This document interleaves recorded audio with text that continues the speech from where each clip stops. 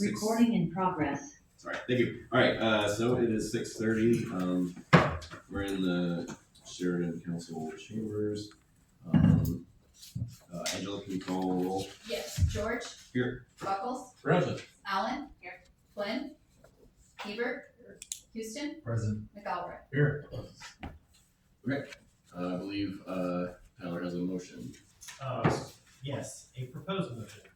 I would propose that the city council make a motion to accept the settlement offer received today, subject to final approval of the release, giving Robert Franz time to ensure clear title and all the other related settlement aspects, which will occur in open session on July 20th. Yep. So moved. Okay. A second. Okay. A first and a second. Any discussion? Okay. Seeing none, all in favor? Okay. That passes. Okay. So next up then we have public comment on non-agenda items. Did we receive anything? No. Okay. So next up, Oh, you have mine.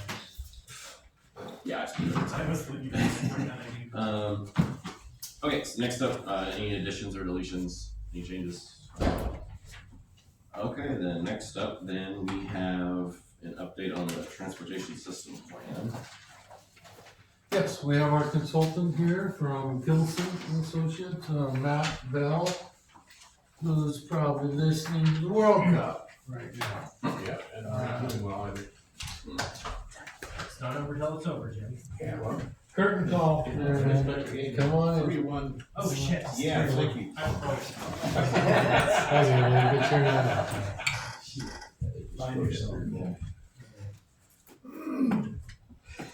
Yep, All right. yep, we're ready. We need a dollar jar. Yes, we're.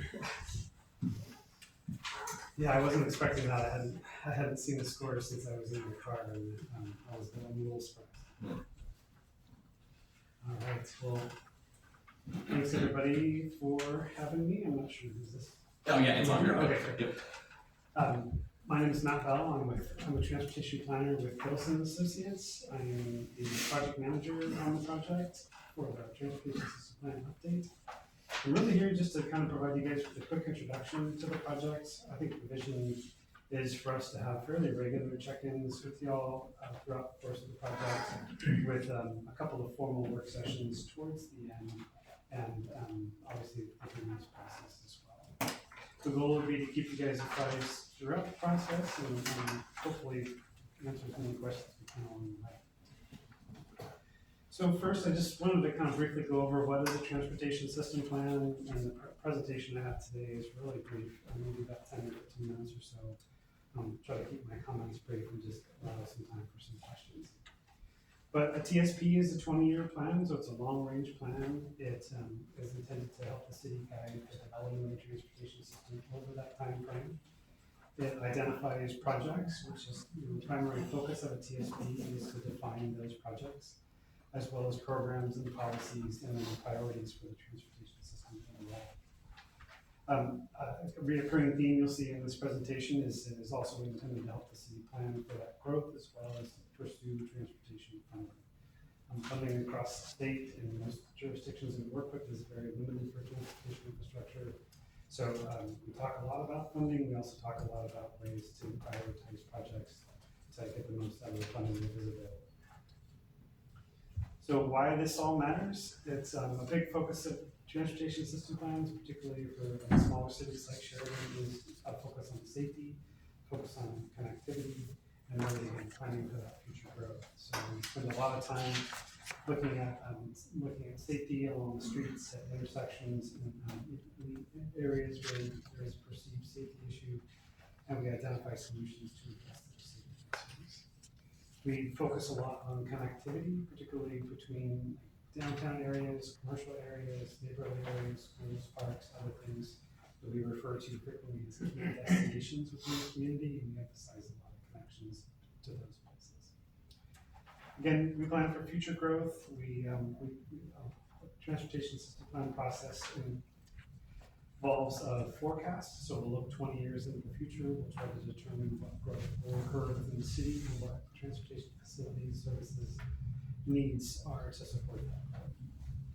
And then again, compete for funding. So a nice strong plan will help the city secure grants and other funding. On the more practical side, it is also required. The Oregon Administrative Rule 660.012, which we refer to frequently as the Transportation Planning Rules, includes requirements for jurisdictions to maintain and update the transportation system plan. It also details what type of elements are included, particularly motor vehicles, pedestrian, bicycle, transit, air, rail, water, and pipeline, if you've got.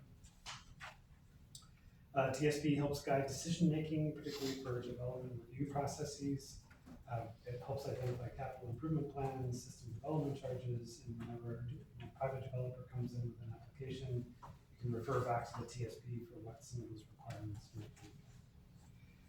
To prepare Sheridan for the future, we identify new street connections, we identify intersection enhancements, things that can tend to require additional right-of-way, so we want to preserve that right-of-way over that same time. We also want to make sure that we're accommodating safety and making sure that the priorities, the city's priorities are reflected in that. And then back to funding. So aligns with state, regional, and local plans, connects to funding programs like the statewide transportation improvement program. It also connects to a variety of other funding mechanisms, both at the federal, state, and presumably at the local level. So what kind of key questions will this process answer? So what do we have now? We'll evaluate the existing transportation system. We'll identify all the gaps and deficiencies and needs in that system. We'll also do those projections as I mentioned. What do we want? So like, how do we want to address those needs? What will we need in the future? How will we fund this? And what should we do first? Again, we tend to try to prioritize as many of these projects, programs, policies as possible so that we can get most out of the funding.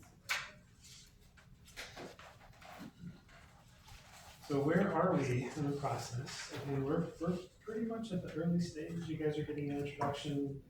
We haven't quite met with our advisory committees yet. We're at this stage, we really just completed a couple of different tech memos. These first couple of tech memos, plans and policies, really focuses on all the background documents that are the service, the foundational work for doing planning in Oregon in general, as well as in Sheridan specifically.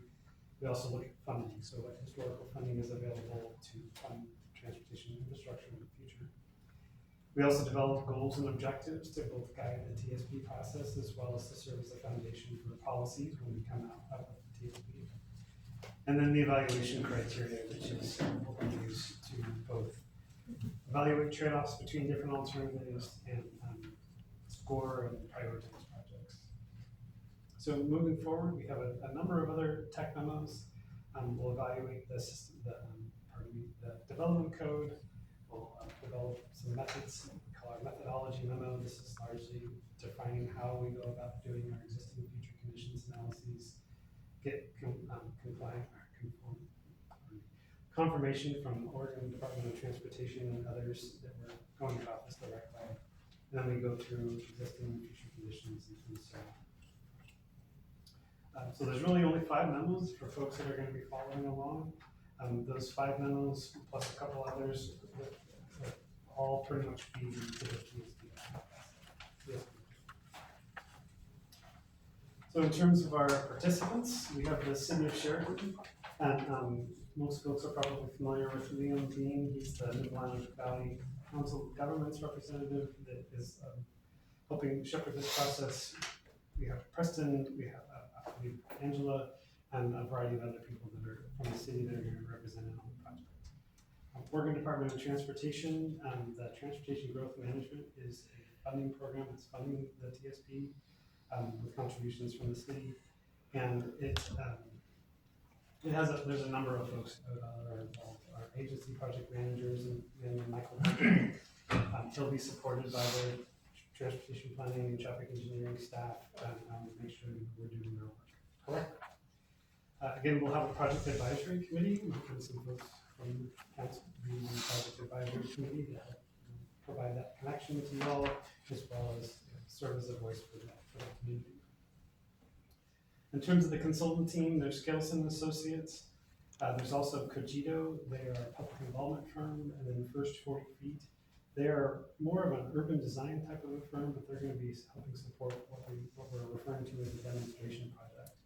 So later on in the project, probably sometime this fall, our intention is to do some kind of a demonstration project, something that will be physically on the street for a period of time, so that we can kind of generate some interest and get some community buy-in on the process.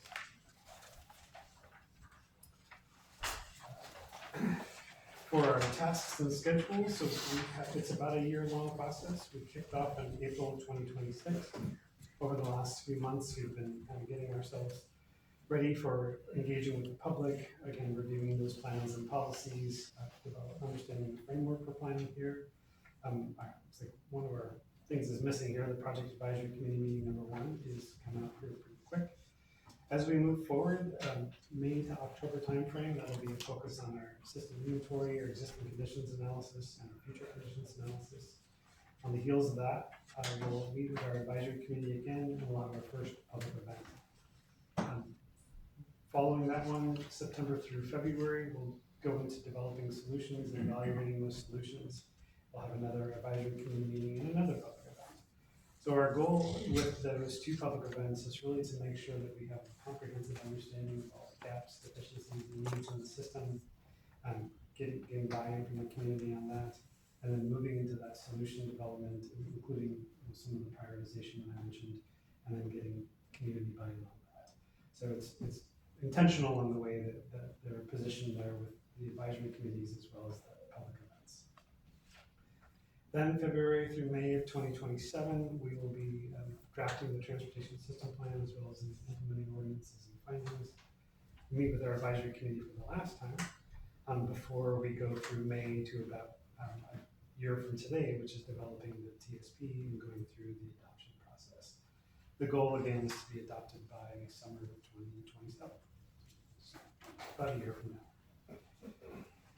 So last slide, in terms of next steps, we have our first project advisory committee meeting is this Thursday, so we'll be back down here to meet with those folks. Again, to cover kind of give them an introduction to the project, kind of introduce them to the planning context, talk about goals and objectives, depending on their capacity, we might also get into some of that code and policy stuff that I was mentioning. But I think people tend to get really engaged once we get in a little bit past existing conditions. Usually whenever we start developing solutions, identifying things on a map, talking about what types of projects are actually going to show up in the plan, that's usually when people really start to perk up and really want to talk about that stuff. So we're probably a good 5 to 6 months away from that stage of the process, but I would encourage everybody to stay tuned in, because everything that we do between now and then really is the foundation for that. A lot of our work can stay at that really, really high level and can stay really like standards and policy focused, and it really takes the community engagement and being part of the process to make it like a very Sheridan based plan. So first advisory committee on Thursday, moving into existing and future conditions, and then I would just encourage you all to look out for any kind of communication about the first open house, which should be about fall, I'd say probably around October this year. So the public participation piece, is that more the open house part, or is that for the pack too? The pack tends to, so in some projects we will separate the technical folks from the public folks and have a tack and a pack. In this case, we're having sort of a combined tack and pack. So that will include, again, hopefully folks from the city council, potentially planning commission, will include other city staff, sometimes includes public agency, ODOT staff. It can also include transportation service providers, so anybody like the public transit folks, the fire emergency services folks. Usually we like to try to get some folks from the school, and then any advocacy type groups. If there's any folks that are really passionate about walking and biking and providing access to like trails and things like that. It's usually and then sometimes business owners as well as like just general representatives of the public. So the advisory committee can be a pretty broad range of folks. It's sometimes mixing the two with the technical and the non-technical can be a little discouraging for the non-technical folks just because there is a lot of technical aspects to it. But we have ways of supporting the process. But then to answer your question directly, yes, the open houses, 1 and 2 will be the primary way to get the general and public involved, along with the demonstration project that we're hoping will generate some interest in the project as well. In memo number 1 that you completed, you described a funding review to review where the funding would come from. Can you describe that process just a little bit more? Yeah, so it's mostly, I believe in that memo, we're mostly focused on what are the historical funding sources from the city of Sheridan. So things like the highway fund, which is a lot of the gas taxes, a lot of the fees that you pay whenever you get your tags for your cars and things like that.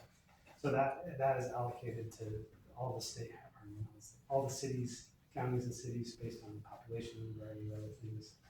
So that is a large chunk of the money you guys get. I need to grab the memo to go over this in more detail. We also have system development charges and other various funding mechanisms.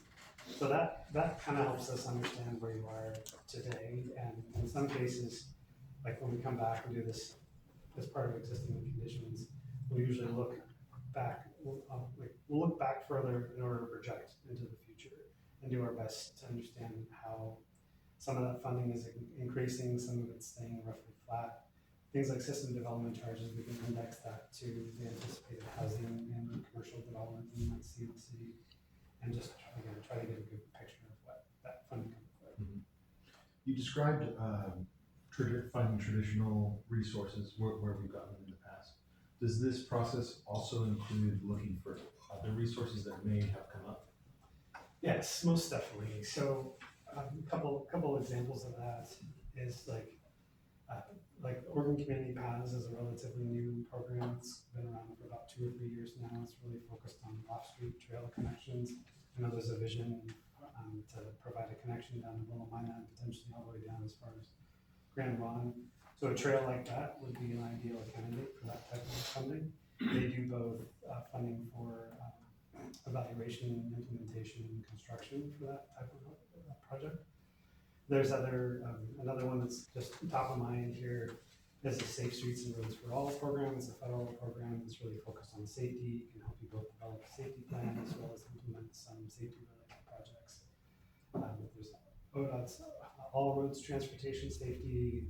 There's a variety of other, there's a laundry list of different things. I'm assuming there's a process of looking at there's looking for new resources includes a process of looking for grants that may not have existed in the past and things like that. Absolutely. Okay, great, thank you. Mayor, I'd like to volunteer for this. I think is Peter on this one? Is he? Okay. And he's pretty busy too. Yeah. So if you're available and want to volunteer, then yeah. I'll make myself available. Yeah, again, the advisory committee will meet 4 times throughout the course of the year. We typically ask advisory committee members to represent both folks that they're representing. So city council, we kind of bring up council and as that representative also these folks apprise of what we're doing. Great, I look forward to it. Your Honor, could I mention, this was a $250,000 grant through the TGM, Oregon's TGM program, to assist with this TSP development. It's very significant, very important, and there's no other public service we provide that's financially challenged like transportation, and that's probably the same for every city in Oregon. But my question is more around the UGB. You're trying to do a TSP, the plans for the future. We have a UGB, but if it can all come to pass, our UGB would look a lot different now. than it is right now. We need to go through a process and modify that. So, you know, how much do you look at that in terms of existing UGB? Yeah, so the UGB comes into play in a few ways. One is we would look at what type of growth would be expected in general. So before we look at the UGB, we're required to look at use Polasek University's Population Research Center data to do our population forecasts. There's a little bit less there's less specific requirements around employment, but we also use like Oregon Employment Department information to forecast jobs. And so we look at future households, we look at future jobs, and then we look at what type of land is available within the city to accommodate that anticipated growth. A lot of times, the space that's within the city that's already fully developed or the few places that's within the city that is fully developed won't accommodate that amount of additional growth. And so we look at those spaces outside the city limits, but within the urban growth boundary for where some of that growth can occur. Typically prioritize what's in the city limits, and if there's not enough space, then we'll move into the UGB. If there's not enough space within the UGB, that's actually one of the first red flags that we'll raise whenever we're going through this process, because we'll recognize really quickly that you'll need a UGB expansion to accommodate that full growth. Sometimes I'll derail a project because we may not necessarily, because we can't through this process start identifying places for the UGB to expand. And so what I've seen in the past, other communities, is that we've done like a tiered type of an analysis where we'll look at what could the city physically accommodate, and then we'll make some assumptions about some potential increases in density in some areas. So like you might have an area that is targeted for single-family residential, maybe you would go up to multi-family residential. You might have an area that's like allowing a certain amount of commercial development, lot coverages and things. You might increase those to something that's a little bit more dense, maybe look at mixed use. So in that sense, we'll still try to stay within the confines of the existing UGB. In other communities, we've experienced people expanding the UGBs during the TSP process, which can be problematic. It's especially if we get far enough down the line where we've already started doing our projections, we started to try to understand where development could occur, that again can kind of derail the project. We might be looking to change our UGB Yeah, over the next year. It's not, you know, it's, I think, you know, I'm sure you can accommodate it. Yeah, it's, so another question is, in terms of the public and their involvement, you know, like you said, it's probably not gonna generate a lot of interest until we actually can show, you know, some options, for some changes. But really through this whole program, we're encouraging people to come forward with any type of transportation related concern. If they're basic city maintenance stuff, fine, we pull that out. But there could be questions about change in an intersection to a four-way instead of a two-way stop or something.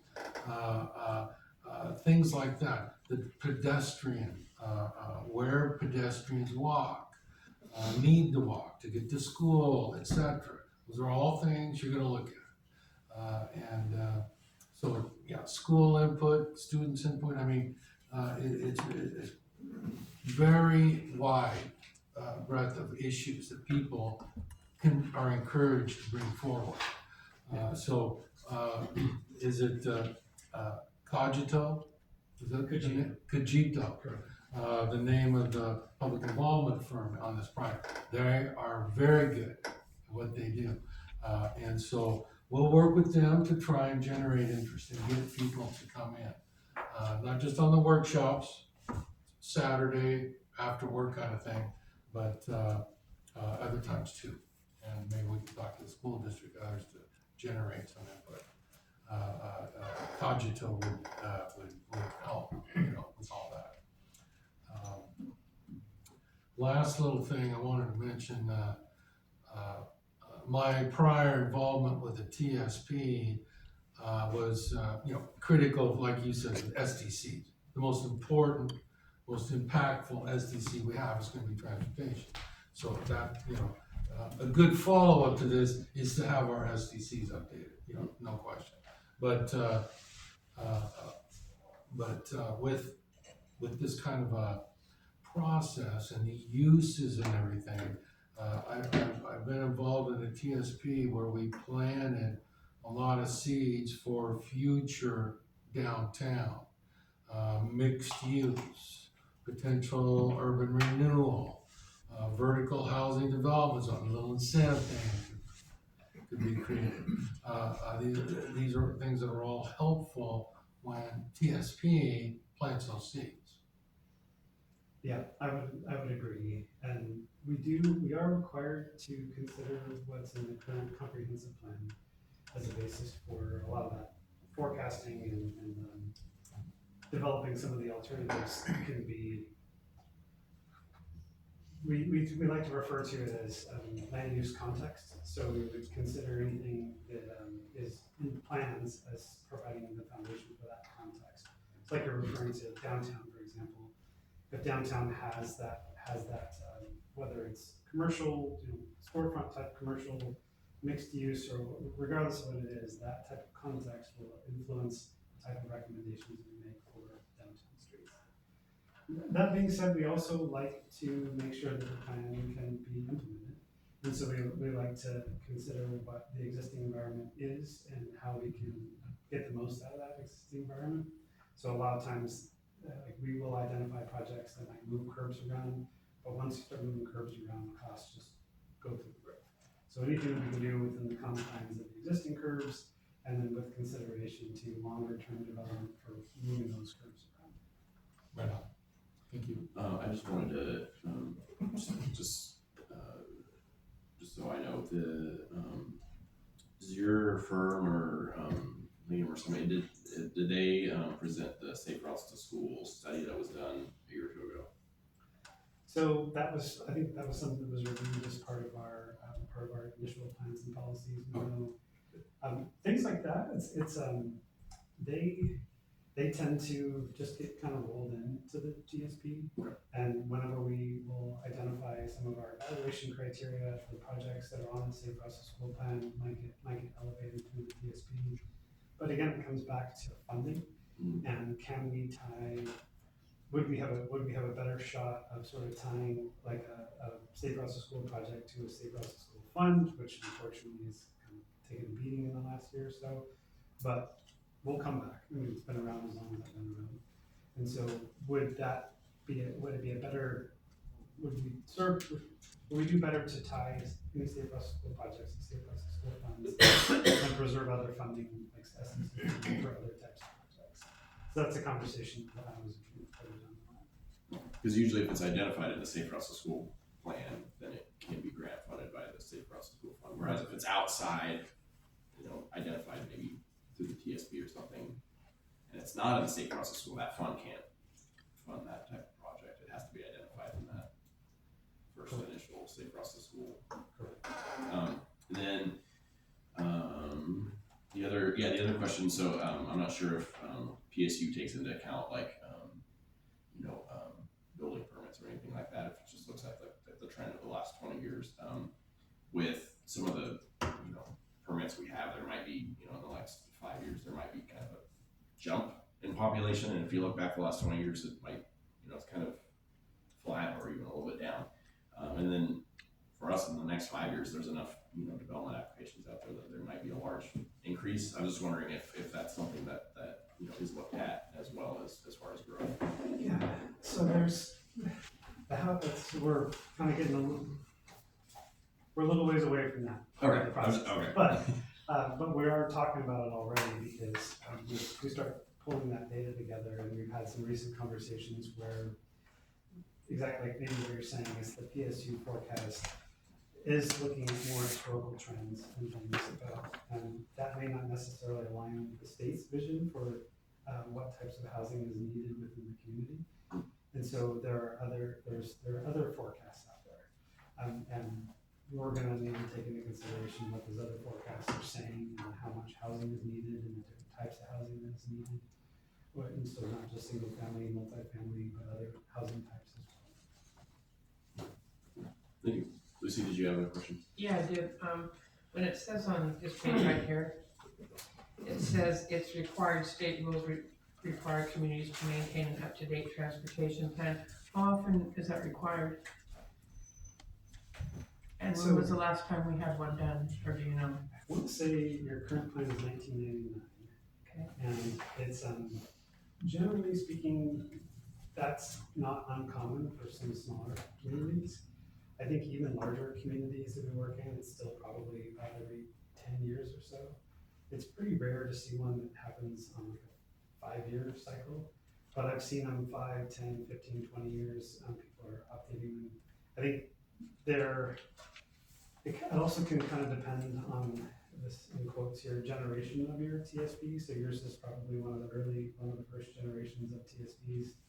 And so you're kind of skipping the second generation and jumping right into the third generation, and that just means that kind of refine the process a little bit. They're a little less formulaic. I think they're a little bit more community oriented. We're really trying to get the most out of the funding that's available and representing the needs of the community.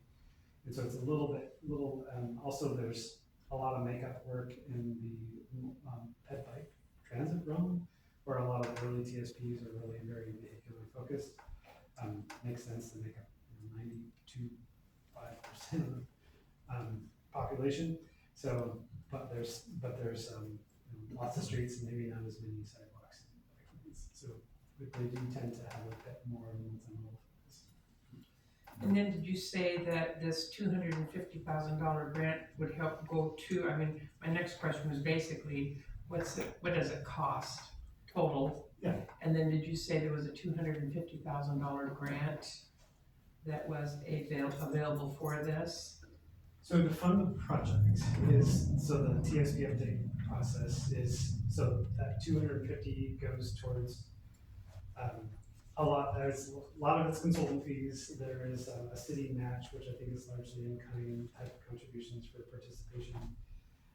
But I don't want to make assumptions about that. But then so a lot of the engagement work, I think, is a big chunk of that. The demonstration project is actually a big chunk of that. Wanting to get out and actually physically do something on the streets. And then going through the adoption process, the public engagement process is a big part of that. So what is your estimate for roughly for the whole It's about project? 250,000. Okay. Yeah, plus our local match would be the cost of the TSP updates. So it would be 500 or 250 for us and 250 from the grants. No, I think No? I think Did you say match? I think our budgeting match is about 25 to 30,000. Right, and that's in our budget basically. And that's planning time plus assistance with other community outreach. And the $250,000 grant is something we already have that's going toward this process. Well, we don't physically have that. That's administered on behalf of by the state. Oh, that's, yeah. So we don't actually administer the money. We build the city. Right, they bill directly to ODOT for that. ODOT's learned a lot about dealing with cities over the last couple of decades. So, much better process. Yeah, ODOT uses, and this is, I don't know, looks like this might be broadcasted, so I'll be careful about how I say this, but I believe ODOT would agree that they fund TSPs in part to understand the needs on their own system. So you've got both Highway 18 and business route that are state facilities. They want to understand the needs on their facilities as much as the local facilities. And partially through preservation, partially through just wanting to make sure that it's serving the community that it goes through. They are also, as you probably are all aware, limited in terms of funding, and they're really sensitive to what kind of recommendations that we're making for their facilities. So anything that we suggest on 18 or 18B will be thoroughly vetted by ODOT, and they will have a. So I have another question. Somebody else have one? Okay. Right. Then on this page here, when it talks about projects, tasks, and schedules, it says April through July of 2026 public involvement and outreach plan. Is that just a thought, or is it just a certain amount of the public? Because I am pretty good sure that none of the citizens of the town know anything about the public involvement, or is that just meant for specified planners, stuff like that? Yeah, that's more developing the public involvement and outreach plan. So that initial planning stage, so that's setting up our project websites, setting up our communication protocols, developing the project advisory committee, getting recruiting on the advisory committee side. It's developing kind of our report templates and our sort of messaging that we put out there. It's a variety of those kind of upfront tasks, just kind of geared for the engagement. So the engagement actually created like a project fact sheet that will eventually be distributed and flyers around, and other kind of static presentation materials that can be hung up in different places. So is it kind of like a generic system that you as your business generates, and then you just fit in Sheridan, Willamine or whatever, because April through July, and July's almost over, I'm thinking, well, unless you're doing it at your place, there's nothing getting done here. Yeah. And so my question is these time frames, like, I could be wrong, but I don't remember a kickoff in April of this year, so, I'm just looking at the schedule thinking, well, where exactly are we? And when it comes to public involvement, when you talk about Highway 18B, are you even remotely aware of, the term Sheridan Road? Yeah. And that is a lot of community involvement right there, but it's what, some things aren't wanted to be discussed, but I don't know if that's a focus point that you can't deny if the public comes out and says something. Yeah, so we talked earlier about the open house. That's the public input part. We have the pack that you just volunteered to be on. That's part of the public part, and some insiders. So it sounds like the kickoff is more of an internal thing, not a That's what I was kickoff. asking. Yes. It's not really the public, like outside these doors. No, It's more like inside these doors, public people. And I think their first meeting's, 3 days? 2 days? 3 days for the pack. And then, moving on from there. But Preston also did say that any input, and it doesn't have to be at the open house that we receive input, it could be, any time between now and, until they're done, I suppose, but, any public input can be, considered, doesn't have to all come in at once at an open house or something. Right. And public input could also come to us and we can share it, so if we wanna do a little extra public outreach as counselors, and maybe we can, do that as well, get extra input. It doesn't have to all occur at one, like open house. Or we have an open dialogue here, is this okay?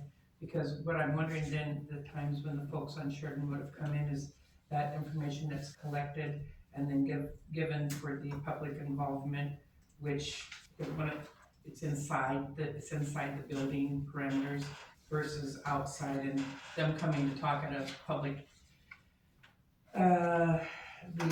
public event. I'm not really sure, that's probably just a place for people to come in and, I'm gonna guess, voice their opinions, or do the opinions that they've already collected at our council meetings going to be, Sure. yes, Well, recorded, or they need to come back in and say it to you when you're here, so that you hear what they're saying? I understand what you're saying. Okay.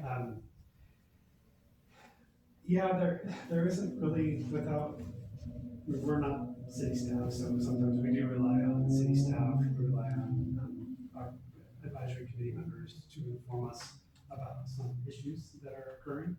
So when I think about Sheridan Road, for example, I'll look at Sheridan Road in terms of what is its current configuration? How many lanes does it have? Does it have bike lanes? Does it have sidewalks? does it have any existing safety issues? How is it connecting to the highway over here? How's it connecting into Main Street down here?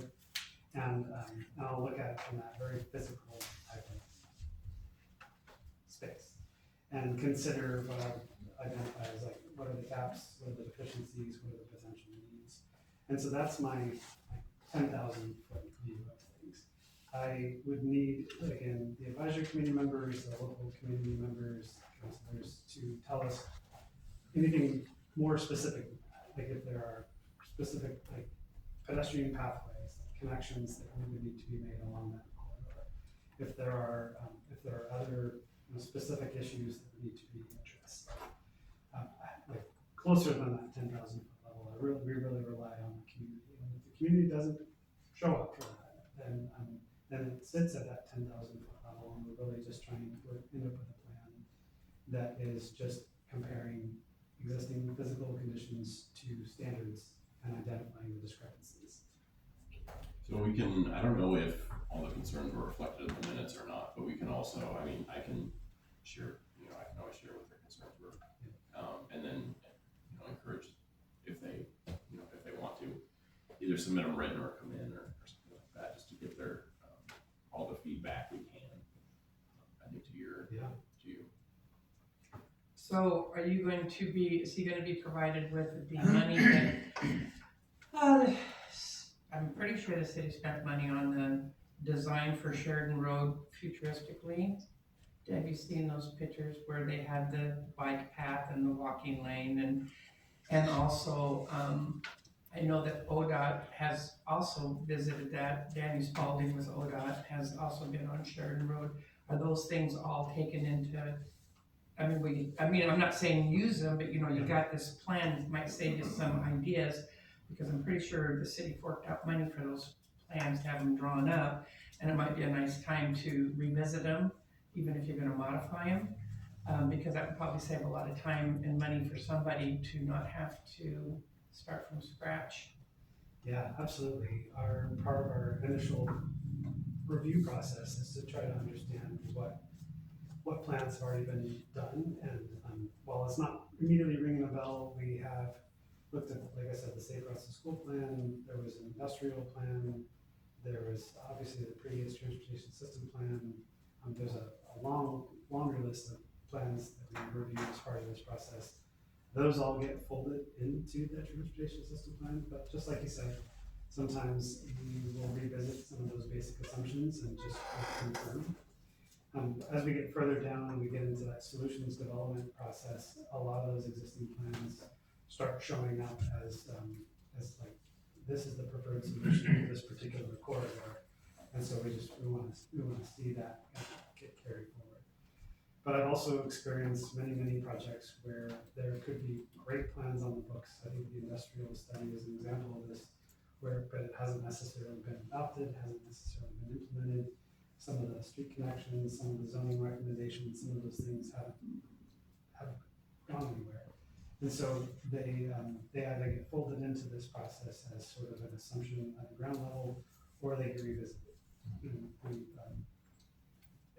And then just to reaffirm again, if the city was to enlarge its urban growth boundary, and it would be done in a year, it would kind of be the cart, the horse behind the cart.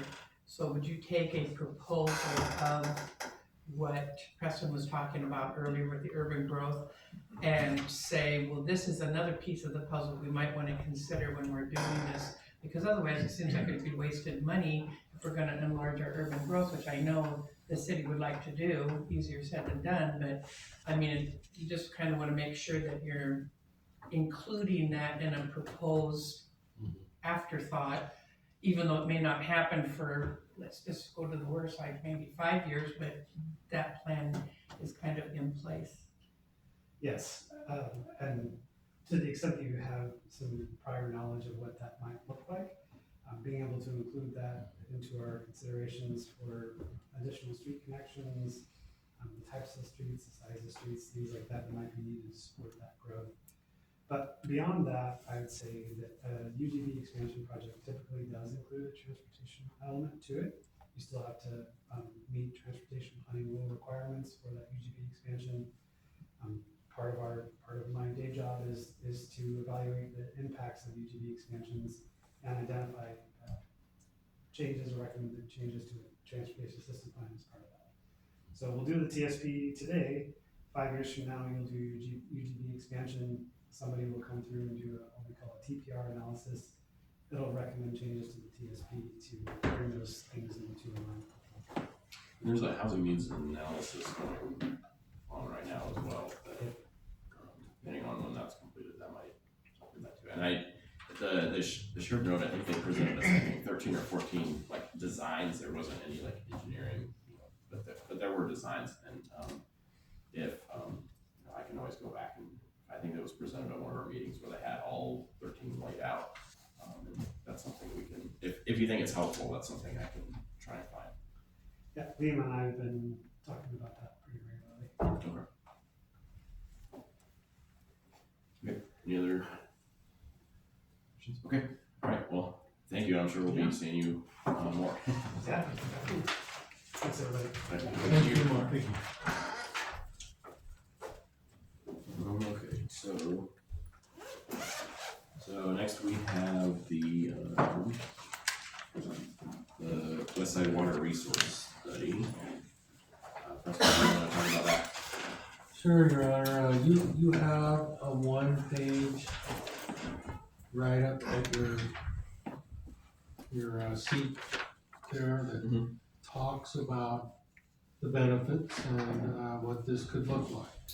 Do you want to take a minute and just scan that real fast?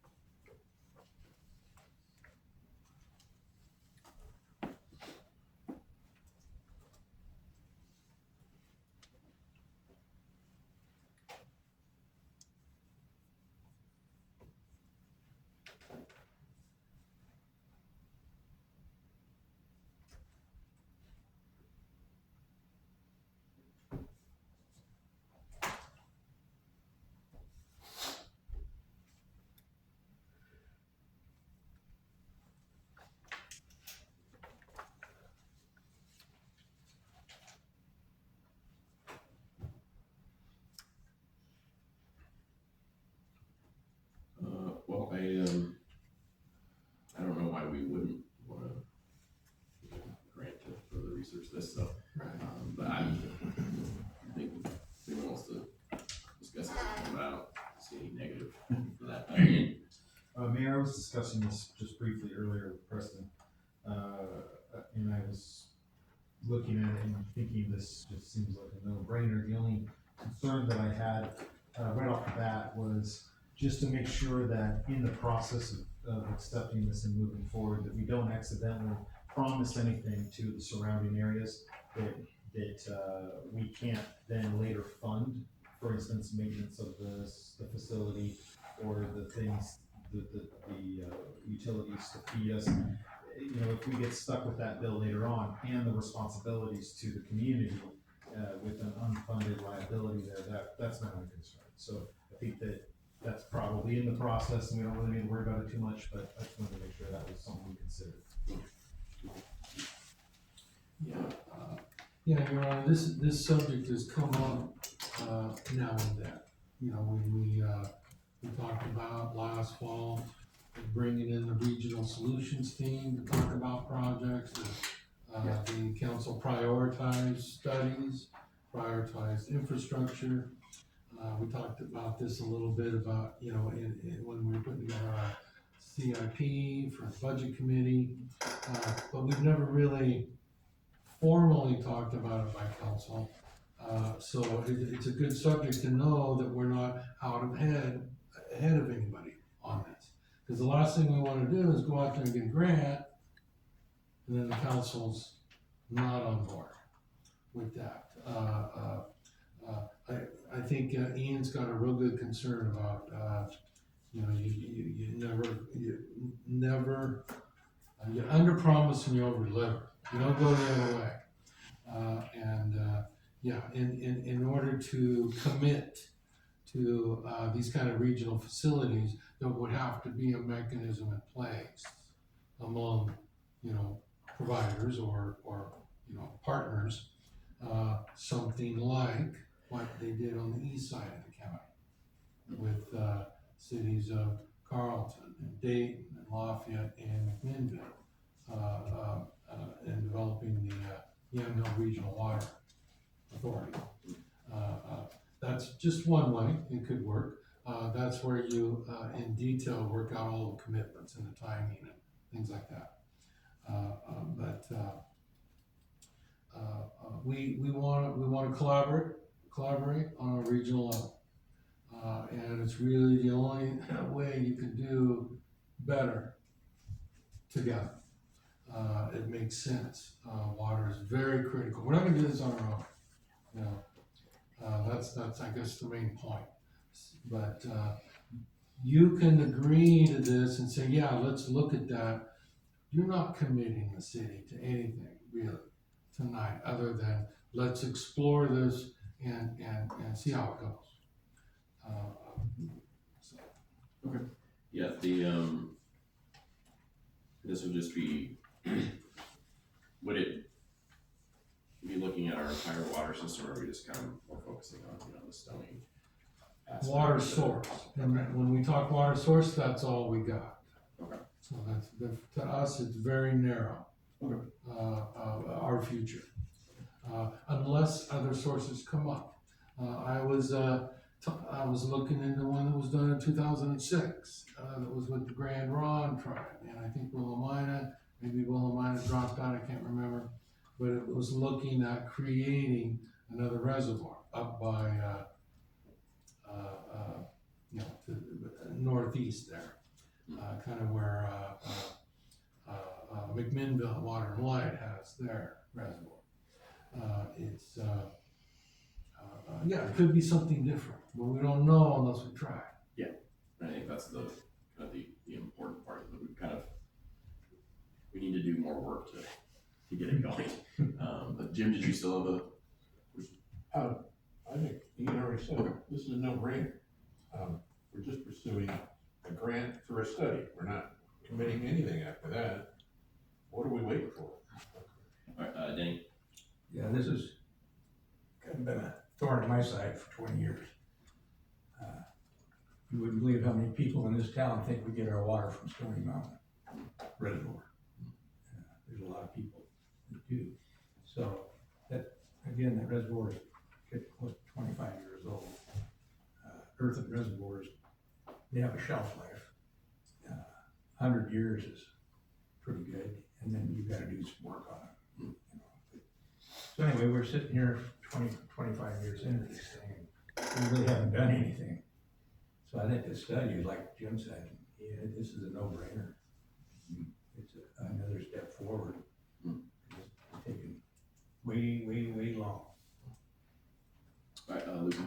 And my question again, just for clarification purposes, is when you say in the first paragraph, specifically in trails bringing the online the full capacity, which is great, that sounds like a lot of water. And in the next paragraph, it says it can be explored by bringing providers and users together in a study that addresses the needs of the cities, water districts, and other users.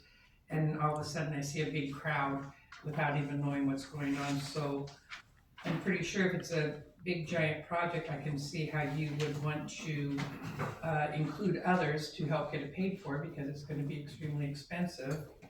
And I just want to make sure that, you know, it's kind of like the horse before the cart again, that, you know, we're going to need so many hundreds of thousands of dollars, millions, whatever you want to call it.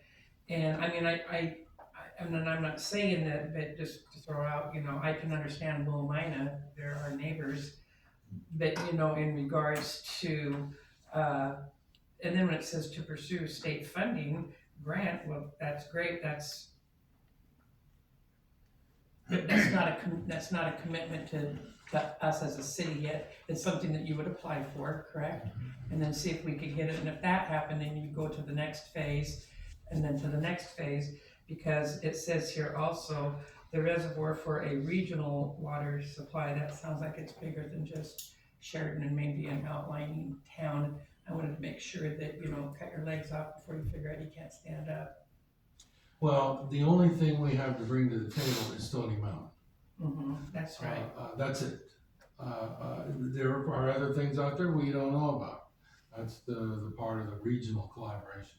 So by you saying, yeah, move ahead, you're saying, we're willing to discuss this and what we have, Stony Mountain. How can this benefit the region? And let's work together.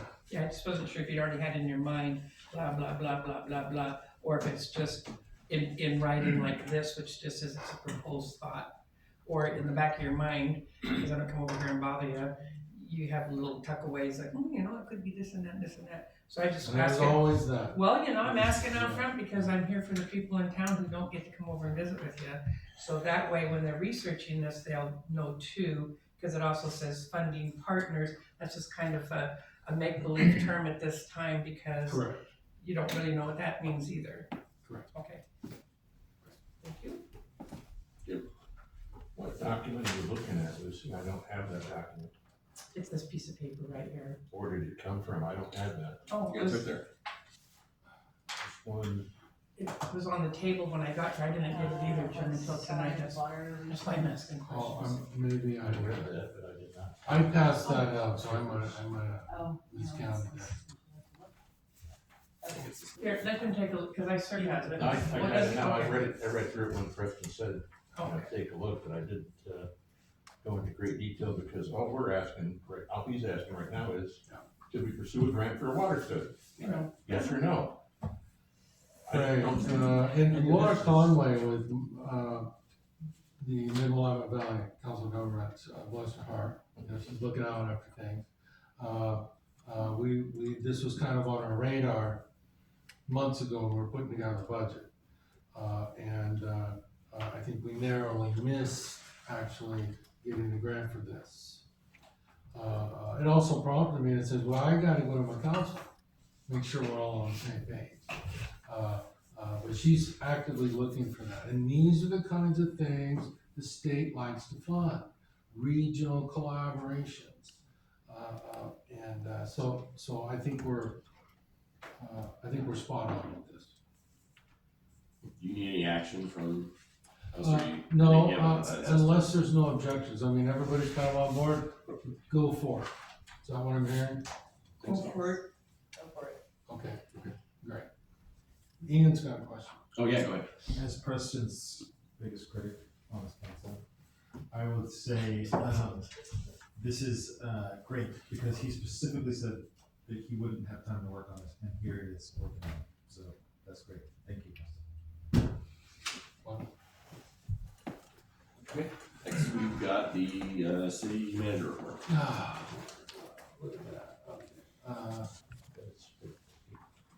okay. 4 things, Your Honor. The first is the skate park, RFP. You've got that, in front of you there, that's going out. We're gonna be accepting proposals, and it's gonna, anybody that proposes, will submit their proposal and present to the Park and Rec Committee. I'll have a special meeting on August 6th. They will provide a recommendation to the council, and that would be on August 17th, we'd make an award. But I promised the Park and Rec Committee members, I would give them a copy of this when it goes out, so they can be thinking about it and planning on it, and so I'm sharing that with council too. Something else on the Park and Rec Committee, we've been advertising for a committee member. We have a vacancy. We have not received any applications. We have not received any applications yet. The deadline for that is next Monday. If we don't get any applicants, well, then we'll probably continue to advertise, but there won't be a Park and Rec meeting on the 16th, which would be the normal meeting time. Again, if you know somebody that's interested to serve on Park and Rec Committee, It is an exciting time, but encourage them to come in and apply. Jim? I'm just, you said a meeting on the 6th of August Yes. for the Parks and Rec Committee or us? No, for Parks and Rec Committee. Okay. Yeah, to hear the proposals and to come up with a recommendation to the council. Thank you. So a few other items, Your Honor.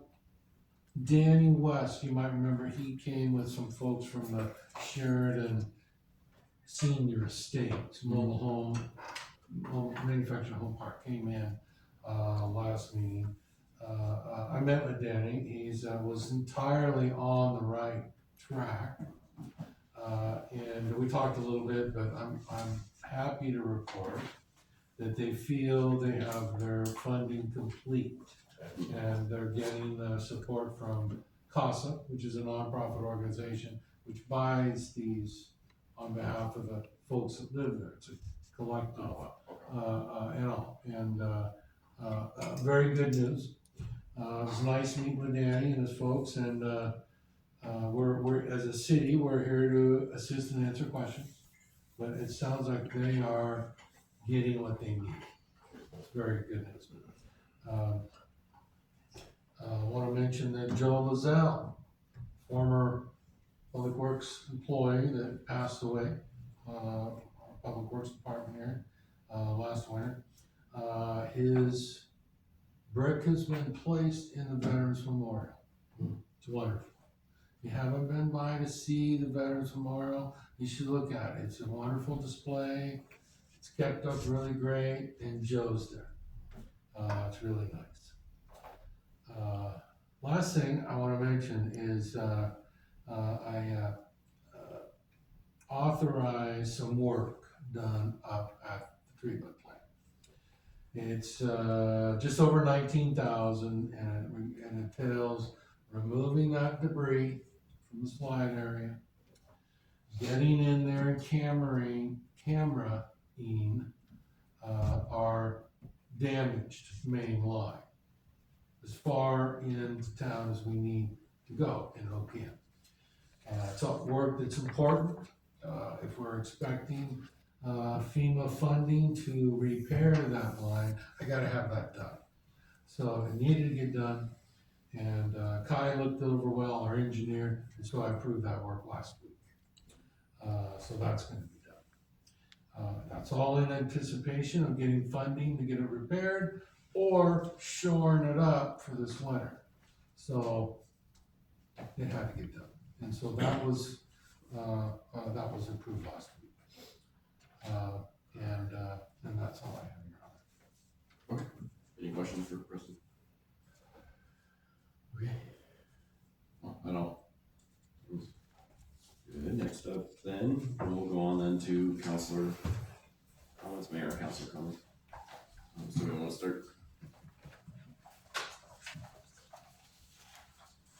Well, I had last, I think it was 2 weeks ago, last week. Anyways, that Mayor for a Day contest.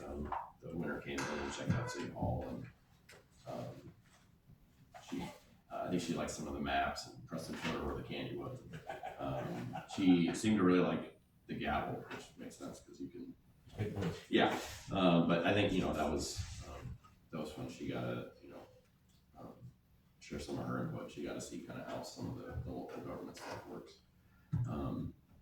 And in anticipation of this Westside water study, I asked the chair of the Red Prairie Water District if I could just come to their next meeting. I'm just going to kind of sit in and see what they've got going on. Just to see, no promises or anything, but I'm just kind of interested in what they have going on.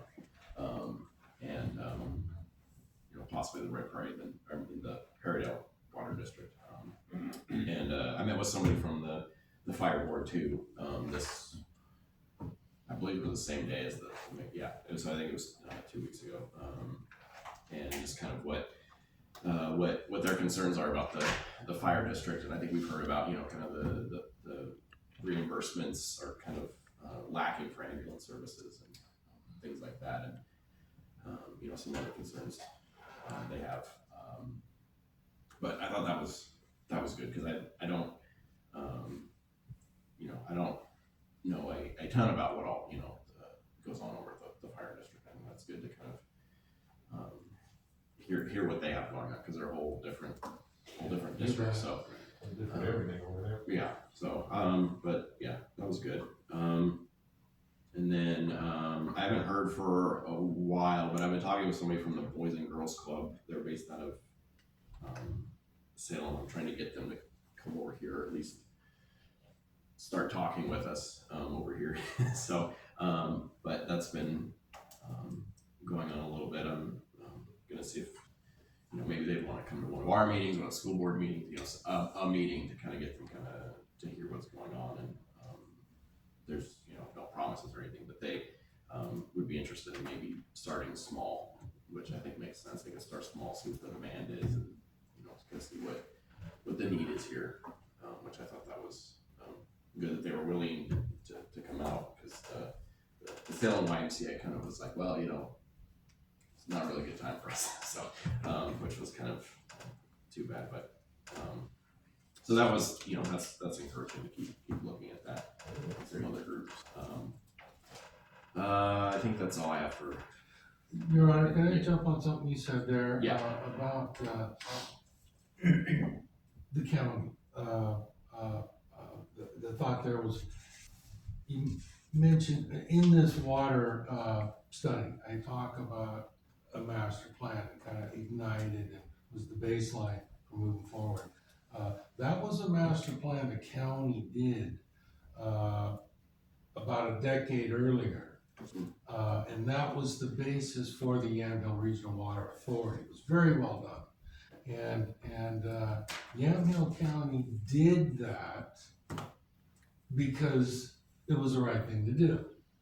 Nobody else had come together. So they did it on behalf of the county, and that was the basis for the Yamhill Regional Water. I mean, it was a wonderful thing. Governments don't generally do studies like that. But the county did that, Yamhill County, and it was fantastic. And that was the basis for all that good water work on the other side of county. I'll have to revisit that now and see what they had to say for the west side. But possibly Yamhill County might be a partner in this too. Okay. So if anybody, okay, go ahead. Yeah, you talked long enough, made me think of something. I left my little list at the office, so like during I'm always gonna call it Joe Sheridan Day, so just get over it. But, I was in front of my office and this kid on, I believe it was an electric bike or an electric scooter, was going down the sidewalk and almost ran me over. I happened to know who this kid is. I said, you know, you can't be doing that. And he actually thought about having an argument with me. And I was coming out of my office, and I said, no, I was on city council, we just had the police brought that great little thing, you know, what.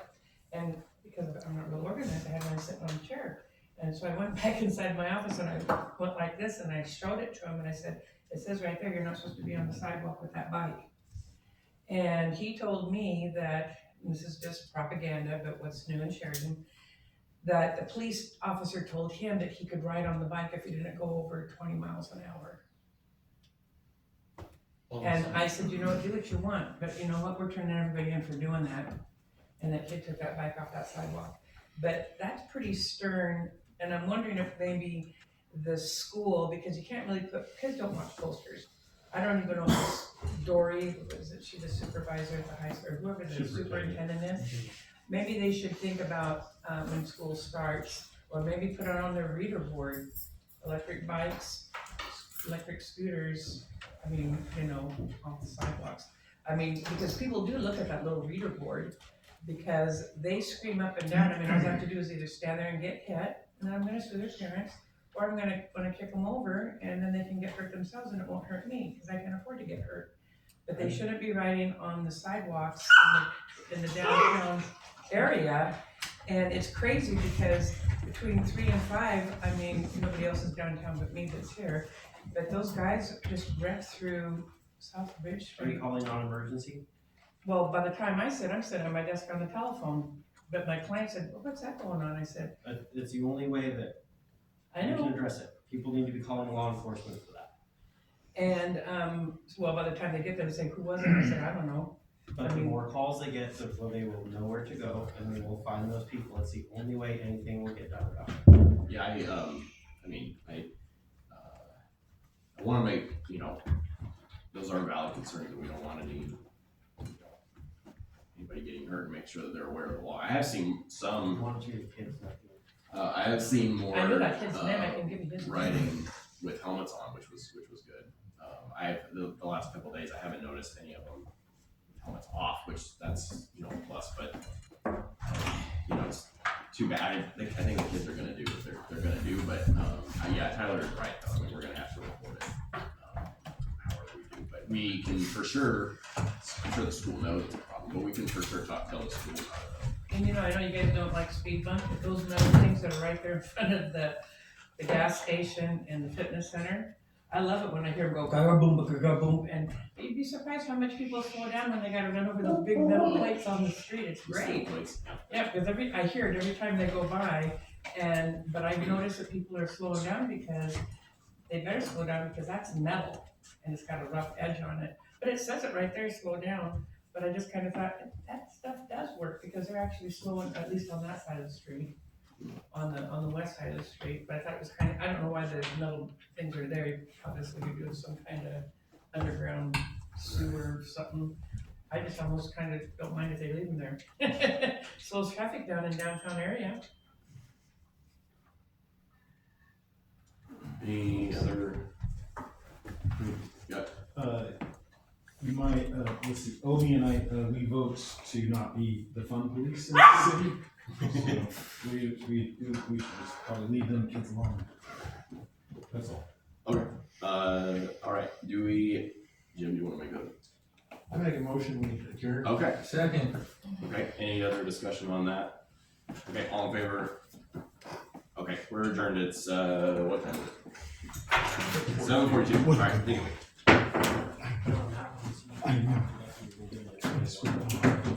Yeah, recording. I'm not leaving yet.